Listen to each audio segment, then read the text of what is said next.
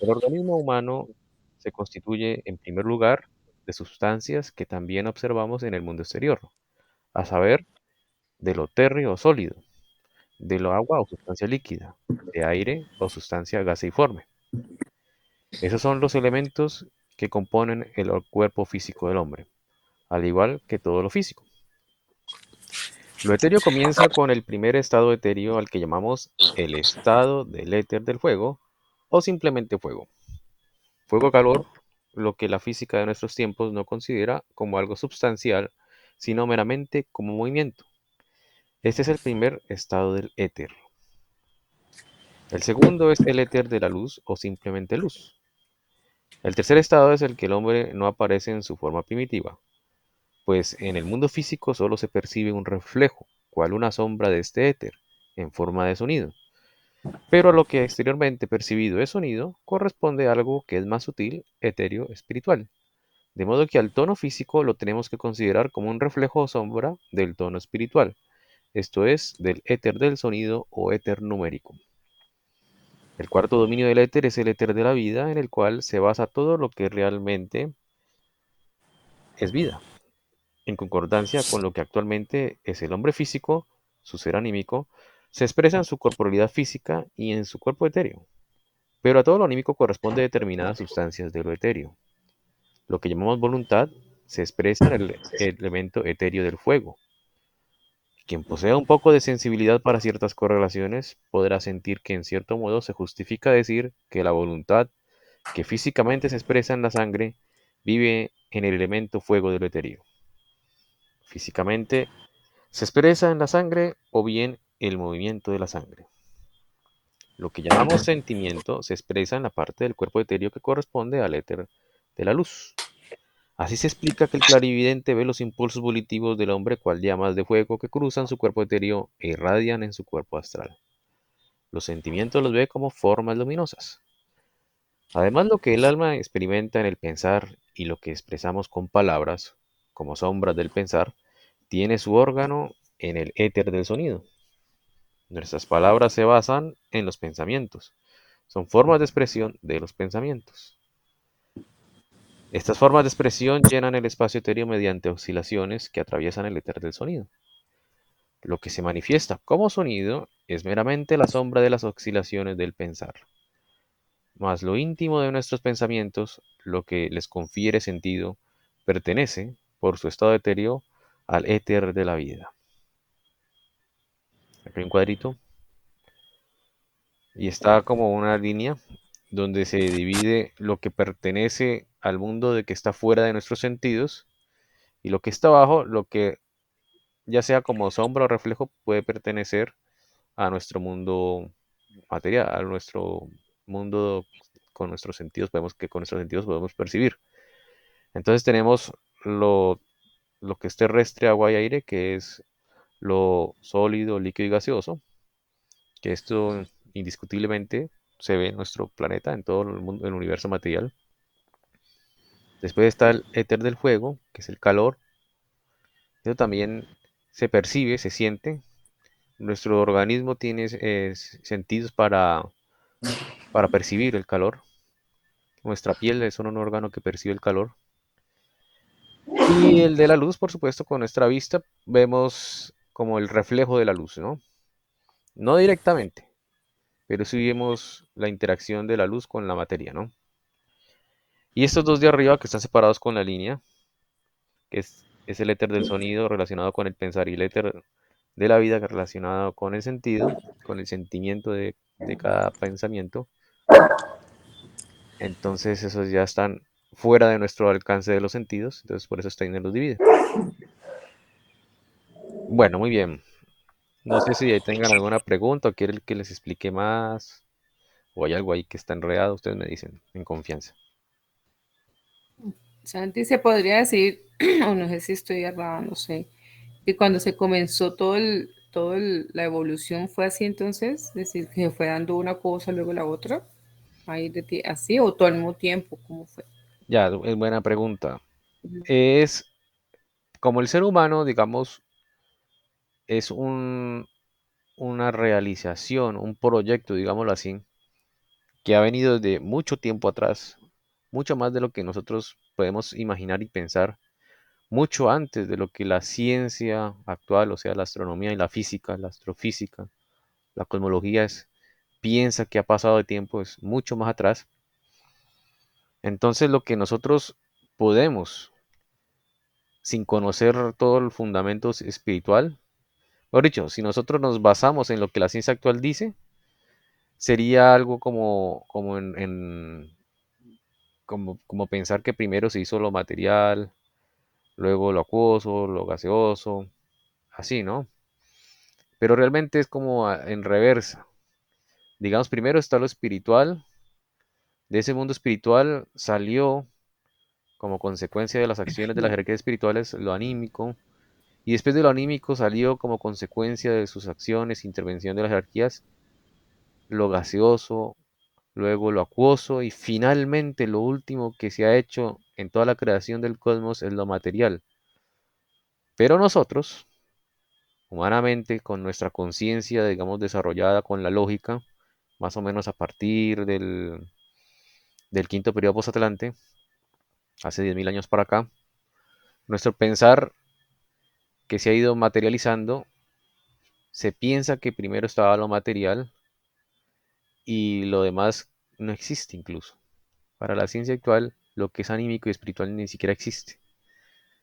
Entonces, es así, ¿vale? Lo correcto, o sea, teniendo en cuenta lo espiritual, primero lo espiritual, luego lo anímico y finalmente lo material. Y en el orden que te dije, primero lo gaseoso, Ay, luego lo sí, acuoso santo. y finalmente lo material.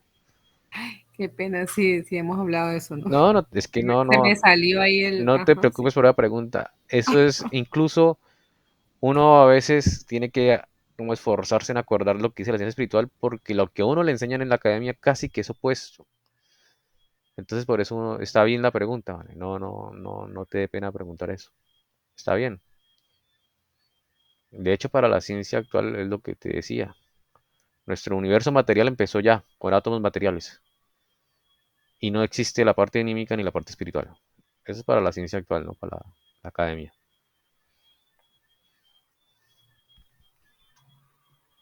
Bueno, muy bien, no sé si alguien tiene algún comentario adicional o inquietud o continuamos.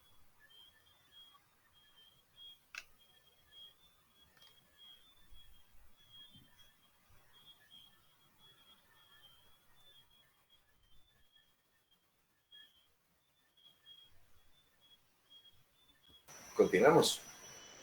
Ok, muy bien. En el periodo de la Lemuria, después de la influencia luciférica, solamente las dos inferiores de las cuatro categorías del éter se dejaron a la libre disposición del hombre, o sea, el éter del fuego y el éter de la luz. En cambio, le quedaron sustraídas las dos superiores. En este hecho radica el verdadero sentido de cuanto se nos dice después de haber alcanzado, por la influencia luciférica, el discernimiento entre el bien y el mal. Dicho simbólicamente, por comer del árbol del conocimiento, le fue vedado al hombre comer del árbol de la vida. Esto significa que le fue sustraído lo que libremente hubiese compenetrado el éter de los pensamientos y el éter del sentido. Por consiguiente, el hombre debió desenvolverse de la siguiente manera. El hombre ha quedado libre en cuanto al empleo de su voluntad, la puede hacer valer como algo personal, como así también sus sentimientos. Sentimiento y voluntad han quedado libres para el actuar personal del hombre. De ahí se explica lo individual del mundo de los sentimientos y de la voluntad. En cambio, lo individual cesa de manifestarse tan pronto como el hombre se eleve del sentimiento al pensar o yo al elevarse a la palabra como expresión del pensamiento durante la vida física. Los sentimientos y la voluntad de todo hombre son algo individual, mas al elevarnos al mundo de las palabras y del pensamiento y de los pensamientos, entramos en algo general. No es posible que cada uno se forme sus propios pensamientos, pues no podríamos entendernos mutuamente si los pensamientos tuviesen el mismo carácter individual que los sentimientos. El pensar y el sentido fueron sustraídos al libre empleo del hombre, y por un tiempo conservados en la esfera de los dioses, para que más tarde fuesen dados al hombre. Es por esta razón que a la redonda de toda la tierra encontramos a hombres individuales, es decir, con sentimientos e impulsos volitivos individuales. En cambio, en todas partes existe igualdad de los pensamientos y en cada pueblo igualdad de lenguaje. Donde hay un idioma común, existe una deidad del pueblo en común. Esta esfera se sustrae al arbitrio del hombre. En ella obran, por ahora, los dioses. Bueno, muy bien, si ahí tienen alguna pregunta o comentario, la pueden hacer, pueden formularla en el grupo o podemos continuar con la lectura. No les dé pena preguntar. O si quieren comentar algo también es muy bueno.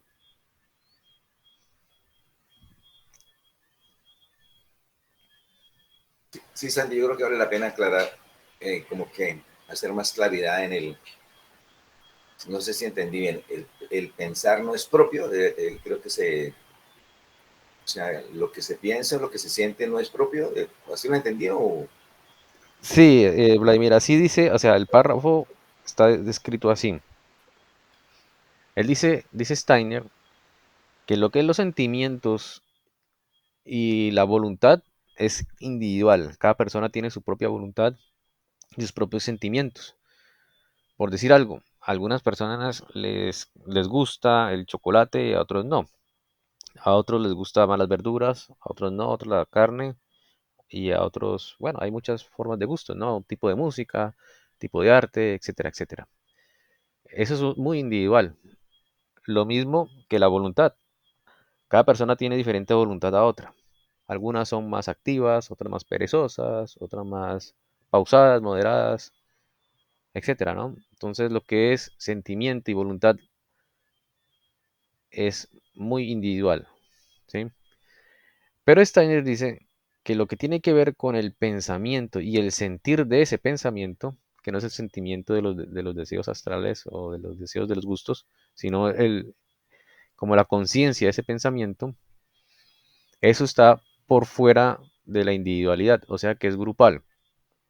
Y dice Steiner que eso pertenece o lo domina o lo maneja todavía los dioses, las jerarquías espirituales. Y él dice que, por ejemplo, que todos los que hablan un idioma tienen el pensamiento común de ese idioma. Saben que la palabra casa significa casa, que la palabra carro significa carro, que blanco, blanco, ¿no? Mientras que si uno va a otro país, es diferente, digamos, con otro idioma. Por ejemplo, si uno va a Estados Unidos, un país donde se habla inglés, uno dice casa, carro, azul, no le entiende, no hay algo en común allí. Pero eso no es individual, sino que es grupal, porque el lenguaje pertenece a un grupo de personas.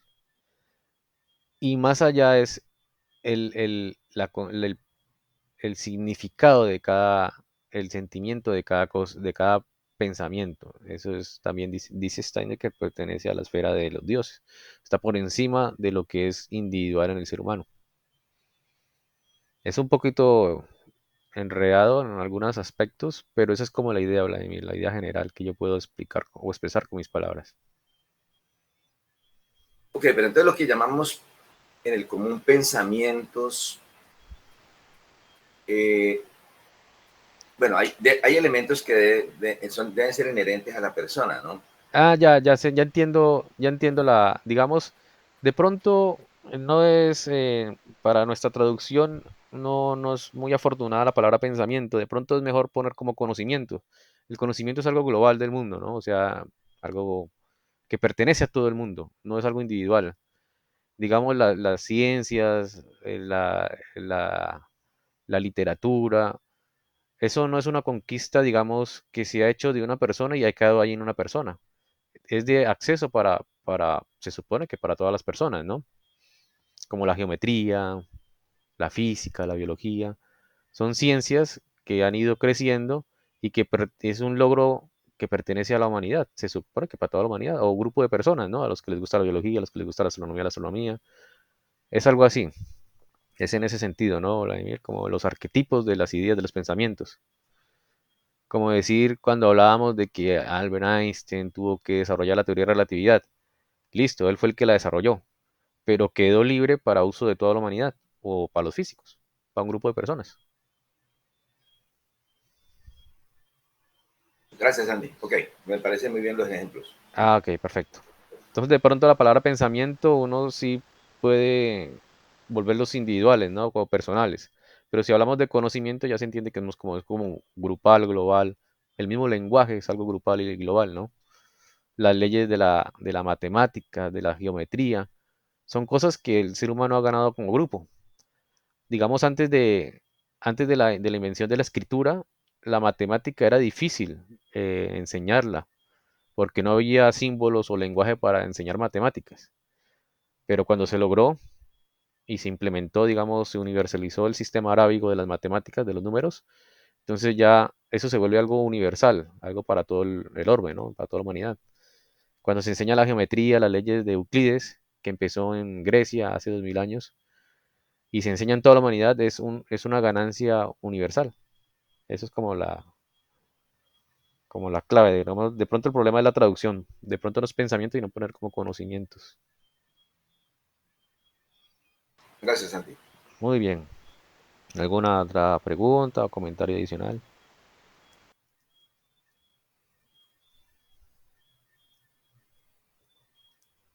Bueno, va a continuar. Cuando Zoroastro alcanzó la mirada hacia el reino de lo espiritual, pudo decir a sus discípulos, desde el cielo fluye el calor, el fuego. Desde el cielo fluye la luz. Ellos son la vestimenta de Aura Mazdao, pero detrás de ella se oculta lo que aún no ha descendido, lo que ha quedado en las alturas espirituales, lo que solo ha proyectado una sombra en los pensamientos y en las palabras del hombre físico. Detrás del calor y de la luz del sol se oculta lo que vive en el sonido y en el sentido, y que solo se anunció a los que pudieron ver lo que hay detrás de la luz, y cuya relación con la palabra del mundo físico es comparable a la relación que existe entre el verbo celeste y aquella parte de la vida que fue preservada de la influencia humana. De ahí que Zoroastro decía, elevad la mirada a Ahura Mazdao, quien se manifiesta en la vestimenta física de la luz y del calor. Detrás de ella se halla el verbo divino creador que va acercándose a la tierra. ¿Qué es Vishvakarman? ¿Qué es Ahura Mazdao? ¿Qué es el Cristo en su verdadera naturaleza? Es el verbo divino creador. Es por ello que en la doctrina de Zoroastro se nos comunica que él ha sido iniciado para percibir a Ahura Mazdao a través de la luz, pero asimismo al verbo divino creador, llamado Honover, que debió descender a la tierra y que, en el momento del bautismo en el Jordán, por primera vez descendió en un cuerpo etéreo humano. El verbo espiritual, que desde la época de Lemuria había quedado retenido, desde las alturas etéreas penetró en ese momento en el cuerpo etéreo de Jesús natánico. Una vez cumplido el bautismo, ¿qué había sucedido? El verbo se había hecho carne. Como videntes, Zoroastro y los que estaban iniciados en sus misterios siempre han hablado del verbo que se oculta detrás del calor y de la luz. Ellos fueron ministros del verbo. Y el autor del Evangelio de Lucas escribió lo que transmitieron quienes lo vieron por sus ojos, y por ello se hicieron ministros del verbo. Este ejemplo se nos muestra nuevamente que los evangelios deben tomarse en el sentido propio de la palabra. Lo que, debido al principio luciférico, durante tan largo tiempo se había negado a la humanidad, se ha hecho carne al descender a la tierra, y vivió sobre la tierra como arquetipo y ejemplo para aquellos que llegarán a comprender su naturaleza. Nuestra sabiduría terrestre ha de orientarse por el ejemplo que los bodhisattvas nos dieron, cuya misión es, en cada época, transmitir a la humanidad lo que es el decimotercero entre ellos. A nosotros nos corresponde profundizar nuestra ciencia espiritual y emplear nuestra sabiduría, nuestros conocimientos y los resultados de la investigación espiritual para comprender la esencia y la naturaleza del Bhishma Karman, del Aura Mazdao y del Cristo. Bueno, muy bien, no sé si ahí tengan algún comentario, pregunta o continuamos con el siguiente capítulo. Ustedes dirán. Estaba preguntándome, bueno, yo tengo como muy claro la referencia al verbo en el Evangelio de Juan. ¿En qué otro? En verbo como tal, ¿en qué? Lucas también sí lo expresa así, es que no me acuerdo.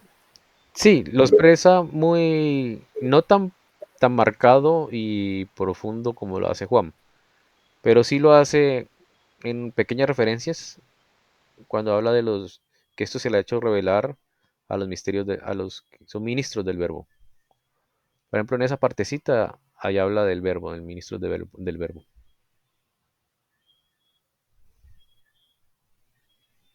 Es que tal vez de pronto por lo que inicia su evangelio con eso, los primeros párrafos del evangelio de Juan es que como que impacta más, ¿no? Sí, claro, en efecto, yo creo que principalmente es por eso, porque en el inicio y de una manera tan maravillosa y profunda y tan poética, podemos decir, lo hace Juan en su evangelio. Mientras que en este caso Lucas lo nombra como ahí suelto, bueno, por decir palabra suelto, ¿no? Pero lo nombra muy poquitas veces en su evangelio y no en una parte principal o que uno le ponga mucho cuidado. Pero sí lo nombra muy ministro del verbo, lo utiliza como dos veces en su evangelio.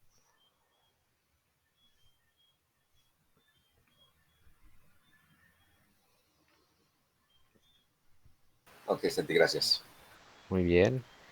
No sé si alguien más tenga alguna un comentario o pregunta o continuamos con el siguiente capítulo.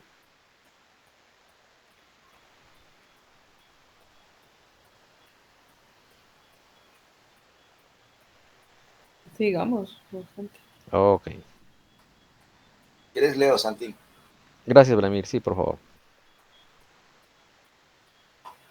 Capítulo 8: Las fuerzas espirituales de la humanidad, el advenimiento de Cristo.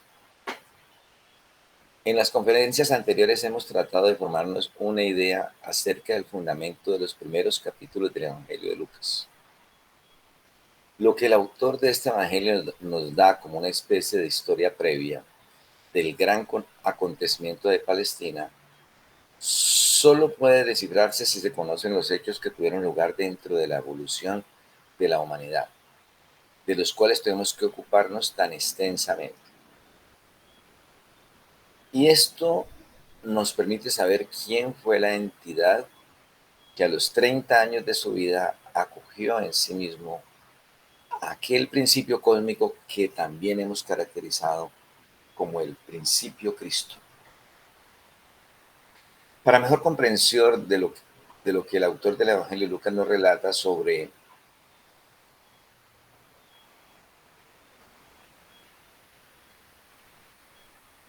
la personalidad y el actuar del Cristo Jesús, esto es de la individualidad que durante 3 años en un cuerpo humano estuvo actuando en el mundo como el Cristo, es menester dibujar a grandes rasgos la evolución de la humanidad tomando en consideración pormenores de esta evolución, de los cuales los hombres de nuestra época apenas pueden formarse un concepto adecuado.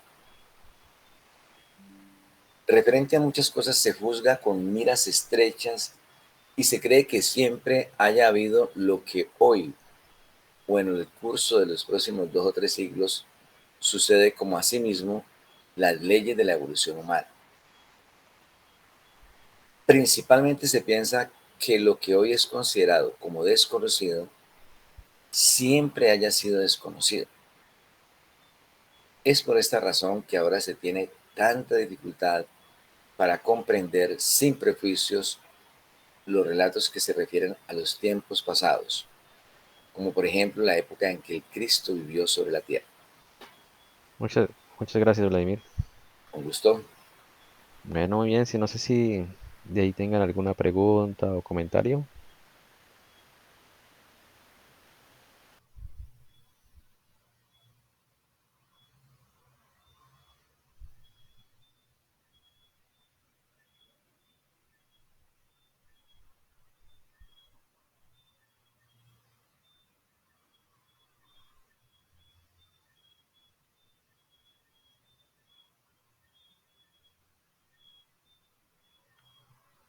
Bueno, entonces voy a continuar. De lo que el Cristo Jesús realizó sobre la tierra, el autor del Evangelio de Lucas nos habla de tal manera que si conseguimos el sentido de sus relatos, hemos de formarnos un concepto cada vez más claro de lo que fue en aquel tiempo la evolución de la humanidad. Para comprenderlo mejor, es preciso llamar nuevamente la atención sobre lo dicho en otras oportunidades. Esto es que el origen de nuestra humanidad actual se remonta al tiempo de la catástrofe atlante, y que nuestros prístinos antecesores, o sea, nuestras propias almas, vivieron en la antigua Atlántida, aquel continente que hemos de situar entre Europa y África, por un lado, y América por el otro. El gran cataclismo atlante originó la transformación de la faz de la Tierra. Los pobladores de la Atlántida emigraron hacia el este y hacia el oeste, estableciéndose en los distintos territorios de la manera que hemos descrito para los tiempos posatlantes.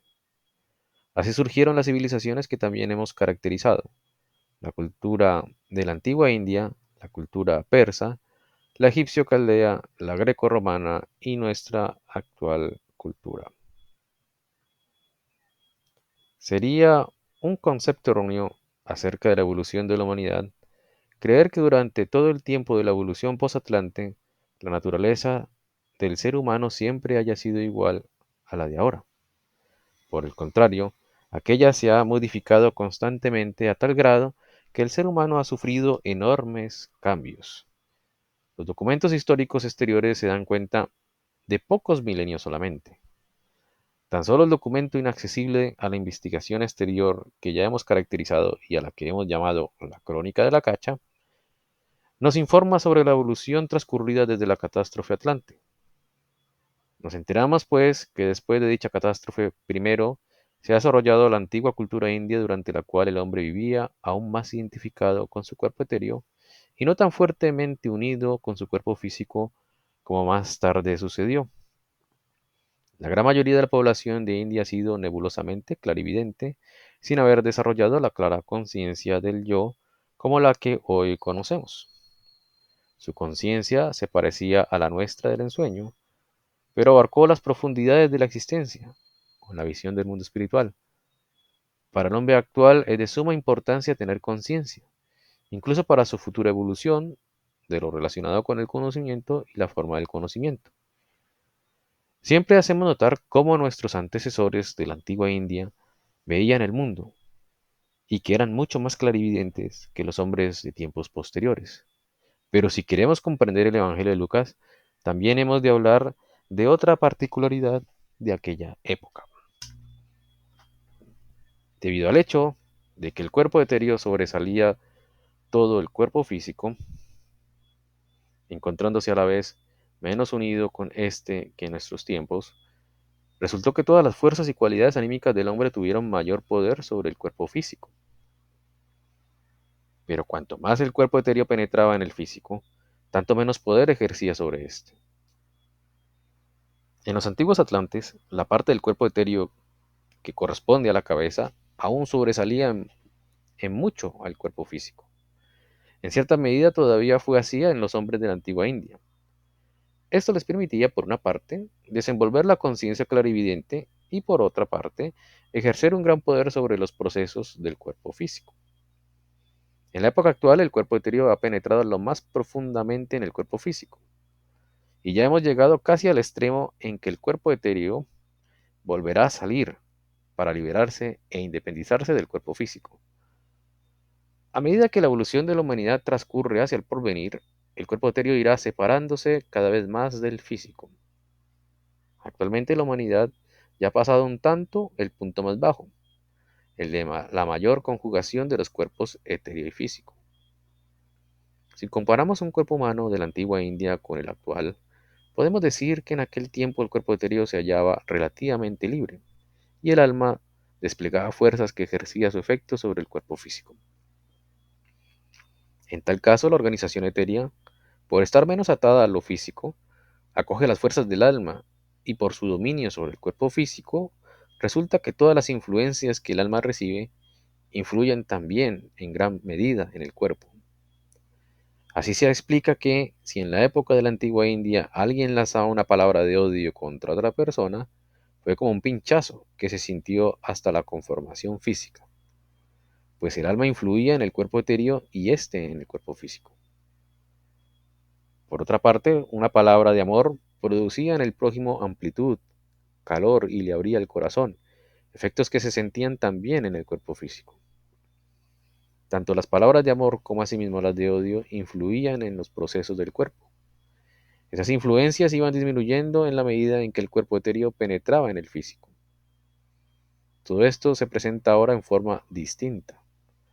Las palabras que se emiten influyen ante todo en el alma y ya son pocas las personas que sienten una palabra de odio como algo que les oprimiese hasta en lo físico, ni tampoco que una palabra de amor ampliase y beneficiase todo su ser. Aquellos singulares efectos de las palabras de amor o de odio que hasta en nuestros días sentimos físicamente en nuestro corazón fueron de enorme intensidad al comienzo de la evolución posatlante, y ello también permitía hacer uso de ellos de un modo muy distinto del de hoy. Ahora nada depende de cómo se emita una palabra, pues aunque sea con todo el amor y calidez, la actual organización del ser humano hasta cierto grado la rechaza, no dejándola penetrar. Su efecto depende no solamente de cómo se emita, sino también de cómo se acoja.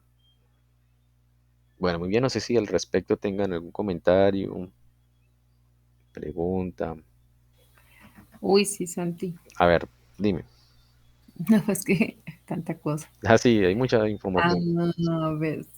Sí, es decir, lo que trato de entender es que antes era más el efecto de la palabra de lo que es ahora. Es decir, el Correcto. efecto ya físicamente le llegaba, es decir, ahora no. Exacto, así dice Steiner, sí. Ya, nosotros ahora decimos que la palabra tiene poder y tener cuidado con lo que se dice. Entonces, Sí, en ese sentido, si ahora casi no hay ese efecto como tal físico, ¿a qué se debe que no haya ese, o esa influencia, o esa, no, ese, sí, muy buena pregunta.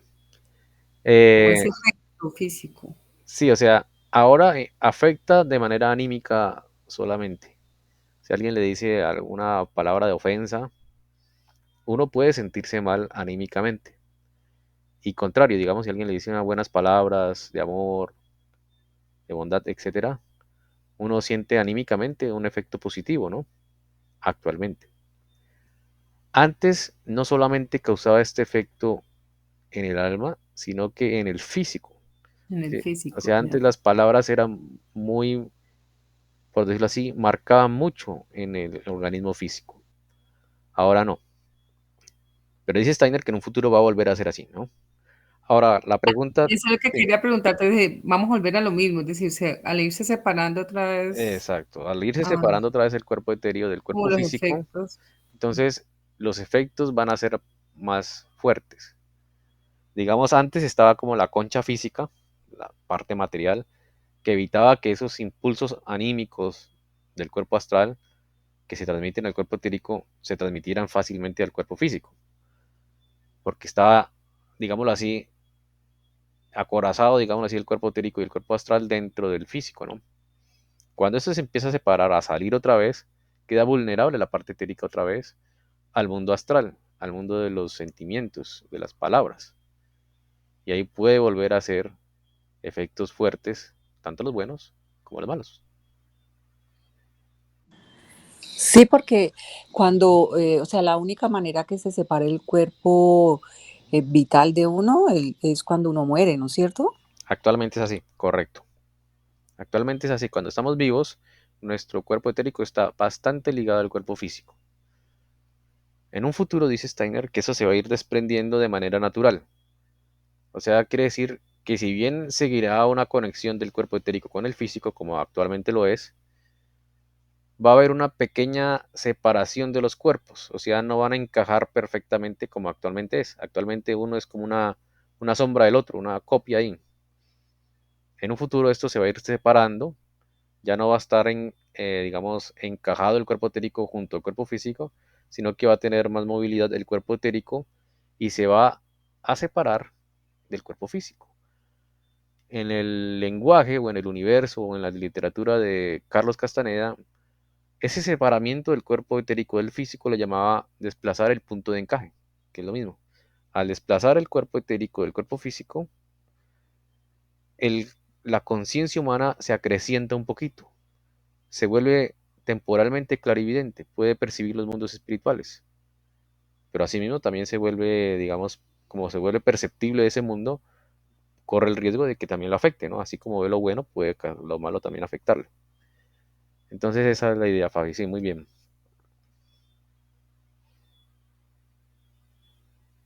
Bueno, me llama la atención que entre más compenetrado esté el cuerpo etéreo con el cuerpo físico, menos efecto. Exactamente. Y también menos clarividencia. Gracias a que actualmente estos están bien unidos, en promedio la gran mayoría de la humanidad no ve el mundo espiritual, no percibe el mundo espiritual. Bienaventurados son los que, sin poderlo ver, creen. Tenemos fe en ese mundo espiritual, ¿no? ¿Verdad? Pensando en el contexto del mundo actual, ¿no? Eh, donde, pues desde mi perspectiva, ¿no? La comunicación verbal es cada vez más mínima. Ya pues con los medios de comunicación, uno siente, por ejemplo, que con los jóvenes ellos no quieren hablar, mándele un WhatsApp. Sí, tienes razón, sí. O sea, si usted los llama al teléfono, no le contestan. Pues lo digo como profesor, ¿no? Pero si usted les manda un WhatsApp, ellos inmediatamente contestan, ¿no? Es como si no quisieran hablar, ¿sí? Entonces, entonces allí, y por otro lado, pues se potencializa demasiado la imagen, ¿no? Las imágenes impactantes, ¿no? Entonces es muy particular lo que estamos viviendo. Cierto es, Vladimir. Así es. Incluso algunas veces yo les decía, no siempre, ¿no? Pero cuando tenía la oportunidad, a algunos estudiantes, alumnos, que me parecía a mí extraño, decir lo que tú dices, Vladimir, que prefieren, digamos, conversar y conversan de manera fluida a veces y de manera casi rápida por WhatsApp, por esos medios electrónicos, mientras que eh, personalmente, o sea, en físico, a veces les cuesta trabajo. Y yo les decía que para mí era lo contrario. Si yo no veo las caras, los rostros, las expresiones, me cuesta trabajo entender a veces el sentido de las palabras. O sea, yo les decía a ellos que para mí era importante ver el rostro para saber si realmente están entendiendo lo que estoy diciendo, cómo se sienten, si tienen sueño o no, si están con duda, o sea, por la misma cara, las mismas expresiones, uno se da cuenta si le están entendiendo o no, si están enredados o no. Y los muchachos me decían, sí, que ahorita es otra generación, o sea, les gusta más lo impersonal, ¿no? Y eso me Sí, acuerdo de sí, eso, sí. sí. Ujú. Bueno, y lo otro es bueno, lo que sí es, piensa uno en el impacto de la música, ¿no? O sea, pues el reggaetón que es tan fuerte, por ejemplo, es tan pesado, ¿no? O sea, Eso es diabólico, un poco, pues uno dice con sí, palabras así y suena hasta retrógrado, tan conservador, pero eso es la verdad. Eso está marcando a una juventud de una manera tan lascívicamente sus pensamientos y sus sentimientos que no se dan cuenta que eso es malo. Y eso es muy perjudicial para la juventud, que pierden sus energías en otras cosas que en las cosas buenas, ¿no? no, inclusive lo que llaman la música popular, que en su época, yo, puede que fuera lo mismo, pero ahorita pues esa música de trago, mejor dicho, de beber, De cantina. paradójicamente, exactamente. Hay veces, por ejemplo, me pasa que cuando me voy a hacer peluquear, pues voy donde unos muchachos, unos venezolanos. Es que ya prácticamente todas las peluquerías son de venezolanos. Sí, esos trabajos ya los cogieron los venezolanos. Increíble cómo se apoderaron de eso. Sí, sí, sí, sí. Y pues ellos ponen de esa música, ¿no? Pues entonces uno es Sí, sí, impresionante. sí, sí, sí. Sí, así es. La, incluso lo que dice Steiner en este párrafo, o en el párrafo anterior, lo del sonido, digamos, ahorita es como un reflejo de lo que realmente es. El sonido marca tendencia. El sonido, la música, influye más, mueve más masa, digámoslo así, que a veces cosas triviales que uno piensa que van a... Por ejemplo, uno puede mandar un escrito diciendo esto es bueno, esto es malo, no lo hagan, es malo fumar, es malo beber, ta, ta, ta. Incluso la misma música incita a ciertas cosas. Lo que tú decías, esos contenidos multimedia, a veces incita más. Incluso el mercadeo que se estudia tiene que ver con eso. Incluso estuvo prohibido hace mucho tiempo, ya se ha olvidado la gente de eso, pero hace unas 2 décadas estuvo muy de moda lo que se llamaba mensajes subliminales, no sé si se acuerdan. Ahora ya eso ya se ha borrado de la información, pero eso se utiliza mucho actualmente. Yo creo que eso ya lo volvieron los medios comerciales algo muy normal, porque los mensajes subliminales se pueden hacer de muchas formas. La forma en que la prohibieron era de una manera muy grotesca, ¿no? Con mensajes ahí en nanosegundos ocultos, ¿no? Pero el, los mensajes subliminales se pueden hacer de muchas maneras, de una forma, o sea, casi que directa, pero que la gente no lo ve como malo. Y uno de esos ejemplos, esos videos musicales del reggaetón. Está ahí mostrando esas formas así y eso es un mensaje subliminal porque el cerebro del joven o del niño piensa que eso es normal. Y eso no es nada normal, eso es antes algo vulgar, raro, ¿no?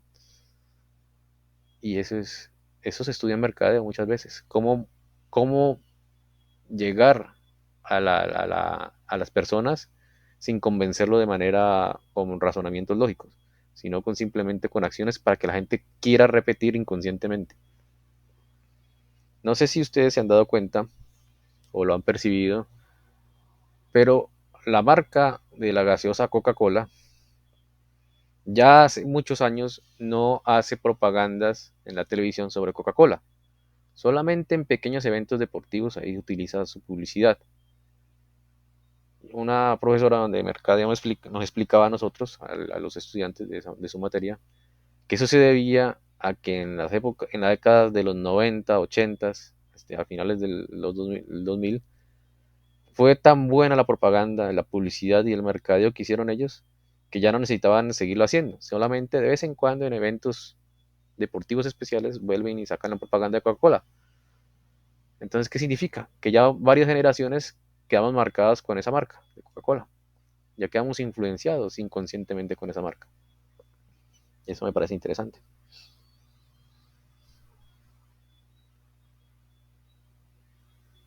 Sí, muy interesante. Bueno, muy bien, no sé si quieren que dejemos allí y no nos adelantamos porque faltan algunos. Ya son como las 9:30. ¿Les parece bien? Sí, Sí, sí, Santi, está bien, está bien, está bien. Perfecto, muy bien. Bueno, muchas gracias a Listo, Santi. todos. Una feliz Muchas noche. muchas gracias. gracias. Gracias, Santi. Bueno, feliz noche. Feliz noche para Feliz todos. Ok, noche, ok, chao. nos Feliz vemos. noche, chao, Nos chao. vemos la próxima semana. Descansen, buena noche. Igualmente, chao, feliz noche.